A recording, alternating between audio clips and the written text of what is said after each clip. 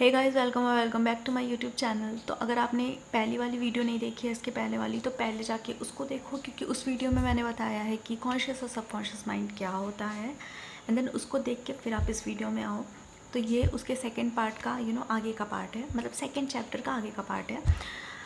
आज मैं आपको एक स्टोरी सुनाती हूँ एक ऐसे आदमी की जिनकी बेटी एक ऐसे कंडीशन से, फिज़िकल कंडीशन से सफ़र कर रही थी।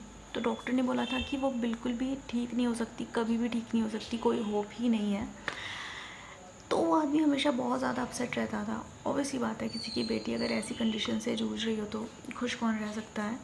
तो वो आदमी हमेशा ये बात बोलता था कि अगर मेरी बेटी ठीक हो जाए तो मैं अपना एक हाथ दे दूँगा, मेरा हाथ चला जाए लेकिन मेरी बेटी ठीक हो जाए। एंड देन वो इस बात को हमेशा बोलता था, हमेशा ये रिपीट करता था। और आपको पता है क्या हुआ? एक दिन अचानक से सारी फैमिली जा रही थी कार से कहीं, और दो कारों का आपस में ऐसा एक्सीडेंट हुआ कि उस आदमी का एक हाथ चला गया उस एक्सीडेंट में। और उनकी जो बेटी थी वो बहुत ही अजीब तरीके से अचानक से ठीक हो गई। और आप सोच सकते हैं कि डॉक्टर्स ने ऑलमोस्ट बोल दिया था कि वो कभी ठीक नहीं हो सकती, और ऐसे अचानक से हुआ। उस आदमी ने एक ऐसा सजेशन अपने आप को बार बार दिया कि सबकॉन्शियस माइंड ने उसको बहुत ही ज़्यादा स्ट्रांगली एक्सेप्ट कर लिया और वैसी ही कंडीशन लेके आ गया। ओके, सो आपने ऐसा कई बार देखा होगा, आपके साथ हुआ होगा, और या फिर आपने किसी को बोला होगा कि यार आज तो बहुत थका हुआ दिख रहा है, या आज ऐसा लग रहा है तेरा मूड ऑफ है, और वाकई में सामने वाले बंदे का मतलब मुंह ही उतर जाता है ऐसा सुनने के बाद। तो आपने कभी सोचा है कि ऐसा होता क्यों है? क्योंकि हमारे दिए हुए सजेशन को, हमारी बोली हुई बात को उनका सबकॉन्शियस माइंड एक्सेप्ट कर लेता है, और ऐसे ही उनके फेस पे वो चीज़ दिख जाती है। और ऐसा भी होता है कि एक ही सजेशन पे डिफरेंट रिएक्शंस आती हैं। तो ऐसा ज़रूरी नहीं है कि आप किसी को बोलो और वो सामने से वैसे ही रिएक्ट करे। हर बंदा सजेशंस पे अलग अलग रिएक्ट करता है। तो अभी मैं बात करने वाली हूँ ऑटो सजेशन के बारे में। ऑटो सजेशन क्या होता है कि हम जो भी बातें अपने आप को बोलते हैं, अपने आप को हम जिस टाइप के सजेशंस खुद को देते हैं, उसको ऑटो सजेशन बोला जाता है। इसको भी आप नेगेटिवली और पॉजिटिवली यूज़ कर सकते हो। एक लड़की थी जो बहुत अच्छा गाती थी, पर जब भी स्टेज पे जाने का टाइम होता था वो बहुत ज़्यादा नर्वस हो जाती थी। और वो बार बार अपने आप को बोलती थी, डरती थी कि मैं स्टेज पे जाऊंगी और देखना मतलब मेरी परफॉर्मेंस बहुत ख़राब हो जाएगी, मैं अच्छा नहीं परफॉर्म कर पाऊंगी, मैं अच्छा नहीं गा पाऊंगी। और सिर्फ उसके अपने आप को इस टाइप के ऑटो सजेशन देने के कारण वो 3 बार ऑडिशन में रिजेक्ट हो चुकी थी। एंड देन चौथी बारी जब उसको फिर से ऑडिशन पे जाना था, तो वो बार बार फिर से वही चीज़ें अपने आप को बोलने लगी, डरने लगी, बोलने लगी कि नहीं यार, मुझे पता है कि मैं फिर से जाऊंगी और मैं अच्छा नहीं गा पाऊंगी। मैं इस टाइप के ऑटो सजेशन वो अपने आप को देने लगी। एंड आपको पता है उसका रिज़ल्ट क्या हुआ? वो चौथी बार भी ऑडिशन में सेलेक्ट नहीं हो पाई।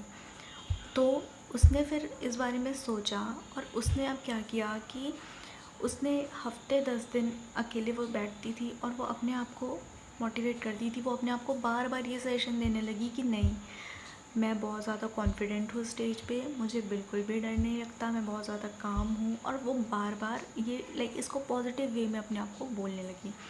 एंड देन हुआ क्या कि जब नेक्स्ट ऑडिशन उसका हुआ तो उसने बहुत ही अच्छे से गाया और वो सेलेक्ट भी हो गई। तो ये होता है ऑटो सजेशन, कि कैसे हम अपने आप को कोई चीज़ पॉजिटिव वे में बोल के वैसे रिज़ल्ट ला सकते हैं, नेगेटिव वे में बोल के वैसे रिज़ल्ट ला सकते हैं। लेकिन रूल ये है कि आपको काम करना पड़ेगा, बिना काम के ऐसे सिर्फ सजेशन देने से नहीं होता। तो ये हुई ऑटो सजेशन की बात। अब आती है बात हेटेरो सजेशन की। वो क्या होता है? जब जैसे आपने बचपन से सुना होगा, जो लोग आपको बोलते हैं, स्पेशली आपके घर वाले हो सकते हैं, रिलेटिव्स हो सकते हैं, आपके नेबर्स हो सकते हैं, आपके टीचर्स हो सकते हैं।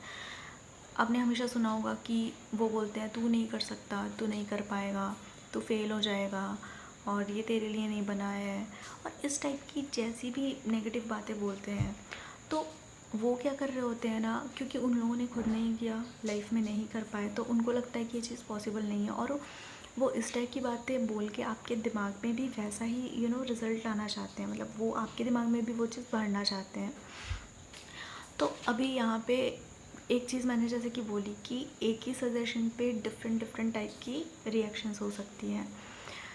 एक बात जो कि आपको याद रखनी है वो ये है कि जब तक आपका कॉन्शियस माइंड किसी भी सजेशन को सबकॉन्शियस माइंड को नहीं देगा तो सबकॉन्शियस माइंड उस पर रिएक्ट नहीं कर पाएगा। मतलब इसको ऐसे समझ सकते हैं कि जैसे एक वॉचमैन होता है, एक गेट कीपर होता है, जिसका काम क्या होता है कि वो दरवाजे पे खड़ा रहता है और वो जिसको अलाउ करता है वही बंदा अंदर आ सकता है।